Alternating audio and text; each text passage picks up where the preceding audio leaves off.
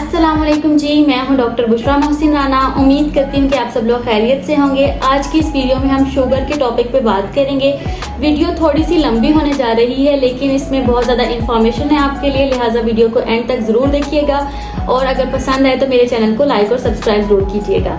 दुनिया में इस टाइम पाकिस्तान का शुगर के लिहाज से चौथा नंबर है, जो कि हम सबके लिए बहुत ज़्यादा अलार्मिंग और खतरे की बात है। शुगर की बीमारी एक ऐसी बीमारी है जिसकी अगर हमें समझ आ जाए तो ना सिर्फ हम इससे बच सकते हैं, बल्कि अगर खुदा ना ख्वास्ता आपको शुगर हो गई है तो इस पर आप काबू भी पा सकते हैं। शुगर की बेसिकली दो किस्में होती हैं। एक वो किस्म जिसमें हमारी बॉडी इंसुलिन बनाती ही नहीं है, ये mainly young age, early age में ये जो है ना पेशेंट प्रेजेंट करते हैं। इस किस्म में अलामात बहुत ज़्यादा जल्दी आ जाती हैं, यानी कि वजन में बहुत ज़्यादा कमी होना और बार बार यूरिन का आना, और अक्सर लोग तो बेचारे बेहोश भी हो जाते हैं और हॉस्पिटल में आते हैं। तो इस किस्म में अलामात बहुत जल्दी आ जाती हैं, इसलिए पेशेंट को बहुत जल्दी पता चल जाता है कि उन्हें शुगर का मसला है। जो शुगर की दूसरी किस्म है जिसे हम कहते हैं non insulin dependent diabetes mellitus, उसमें हमारी बॉडी तो इंसुलिन बना रही होती है लेकिन उसको सही तौर पे इस्तेमाल नहीं कर पा रही होती और हमारे जिस्म में इंसुलिन के खिलाफ एक रेजिस्टेंस पैदा हो जाती है। अच्छा जी, तो होता क्या है कि बेसिकली जब आपको नॉन इंसुलिन डिपेंडेंट डायबिटीज होना शुरू होती है तो शुरू के कुछ अरसे में पेशेंट को भूख ज़्यादा लगने लग जाती है और उसका वजन बढ़ना शुरू हो जाता है, क्योंकि इंसुलिन का लेवल जो उसके जिस्म में बढ़ रहा होता है, और बढ़ते बढ़ते इंसुलिन का लेवल, उसकी क्वांटिटी तो बढ़ जाती है लेकिन उसकी क्वालिटी ख़राब हो जाती है, और क्वालिटी ख़राब होने की वजह से हमारी बॉडी उस इंसुलिन को इस्तेमाल नहीं कर पाती और इस तरह से हमारी बॉडी में टाइप 2 डायबिटीज़ मेलाइटिस हो जाती है। शुगर की इस किस्म में अलामात बहुत कम आती हैं या फिर आती ही नहीं हैं और पेशेंट को बहुत अरसा पता ही नहीं चलता कि उन्हें शुगर का मसला है। अब एक बहुत कॉमन क्वेश्चन आता है कि डॉक्टर साहिबा, जो शुगर की बीमारी है इसकी कॉम्प्लिकेशंस क्या हो सकती हैं? तो मैं अक्सर इस क्वेश्चन का जवाब इस तरह से देती हूँ कि जो शुगर की बीमारी है ये आपके सर के बाल से लेकर आपके पाँव के नाखून तक को मुतासिर करती है। इसे आप तमाम बीमारियों की जड़ कह सकते हैं।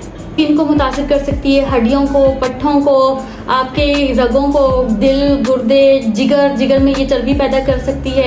आप बैठते हैं तो उठा नहीं जाता क्योंकि प्रोक्सिमल मायोपैथी हो जाती है। इसके अलावा न्यूरोपैथी भी हो सकती है, यानी कि हाथ पाँवों का सुन्न हो जाना, और बेचारे लोग, उनको पता ही नहीं चलता कि उनके पाँव पर बड़े बड़े जख्म बने होते हैं जिनमें से खून भी रस रहा होता है, लेकिन उनको इल्म ही नहीं होता क्योंकि पाँव सुन्न हुए होते हैं। यहाँ पर मैं दो अहम बातें करना चाहूँगी कि एक तो अगर आपके खानदान में किसी को शुगर है, यानी कि आपके फादर या मदर या किसी को भी शुगर है, तो आप एज अर्ली एज पॉसिबल अपनी स्क्रीनिंग करवाएं। और दूसरे नंबर पे ये कि जिन लोगों को शुगर हो चुकी है वो अपने चेहरे से ज़्यादा अपने पाँव का ख्याल रखें। लोग ऐसी भी कंप्लेन के साथ आते हैं कि चूंटियों ने काट लिया पाँव पर या कुछ चीज़ें काट लेती हैं और वो गोश्त खा गई हैं ऊपर से, लेकिन उनको मालूम ही नहीं होता क्योंकि न्यूरोपैथी होती है। अच्छा, तीसरी बहुत अहम बात कि हमारी सोसाइटी में मिथ फैली हुई है कि शुगर की दवाइयाँ खाने से गुर्दे फेल हो जाते हैं। इस क्वेश्चन का जवाब मैं आप लोगों को इस तरह से दूंगी कि दवाइयाँ ना खाने से तो आपके गुर्दे फेल हो सकते हैं, लेकिन हो सकता है कि आप दवाइयाँ खाएं तो आपके गुर्दे बच जाएं। बेसिकली शुगर की दवाई के लिए एक प्रॉपर मॉनिटरिंग चाहिए होती है, यानी कि आपको हर कुछ अरसे बाद शुगर का टेस्ट करवाना चाहिए और अपनी डोज एडजस्ट करवानी चाहिए डॉक्टर से। अब मरीज क्या करते हैं कि एक डॉक्टर से गोली लगवा लेते हैं और उसके बाद जो है वही गोली खाते रहते हैं और ना अपना ब्लड शुगर लेवल चेक करवाते हैं और ना ही उसको फॉलोअप करते हैं। इसका नतीजा क्या निकलता है कि अक्सर उनको ज़्यादा डोज की ज़रूरत होती है लेकिन दवाई उसके लिहाज से कम होती है, उनका शुगर लेवल कंट्रोल नहीं होता और मुसलसल शुगर लेवल हाई रहने की वजह से उनके गुर्दों पर डायरेक्टली असर होता है, जिसकी वजह से गुर्दे डैमेज होते हैं। तो दवाई से बेसिकली आपके गुर्दे डैमेज नहीं होते, बल्कि मुसलसल शुगर लेवल के हाई रहने से आपके गुर्दे डैमेज हो सकते हैं। इसके अलावा मैं कुछ मोटी मोटी कॉम्प्लिकेशंस आपको बता देती हूँ कि शुगर जो है वो ब्लाइंडनेस भी कॉज कर सकती है, सडन ब्लाइंडनेस हार्ट पर भी इफेक्ट करती है, ये साइलेंट एमआई कॉज करती है, यानी कि पेशेंट हार्ट अटैक आ सकता है, किडनी फेलियर भी कर सकती है। इसके अलावा ये न्यूरोपैथी और मस्कुलोपैथी भी कॉज करती है। अब हम डिस्कस करेंगे कि वो कौन सा लाइफस्टाइल है जिसको अगर हम अपनाएं तो हम शुगर से बच भी सकते हैं और वो हजरात जिनको शुगर हो चुकी है वो अपनी शुगर को कंट्रोल भी रख सकते हैं। ये है कि आप अपने बच्चों की खुराक की तरबियत भी करें, जैसे आप बाकी मामलों में उनकी तरबियत करते हैं, इसी तरह खुराक के मामले में भी तरबियत करें।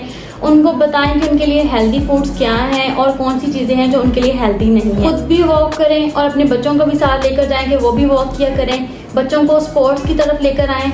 ये कुछ चीज़ें ऐसी हैं जिनको अगर हम अभी से अपनी लाइफ का पार्ट बनाएंगे तो हमारी जो आने वाली जनरेशन है वो शुगर को बीट कर सकेगी।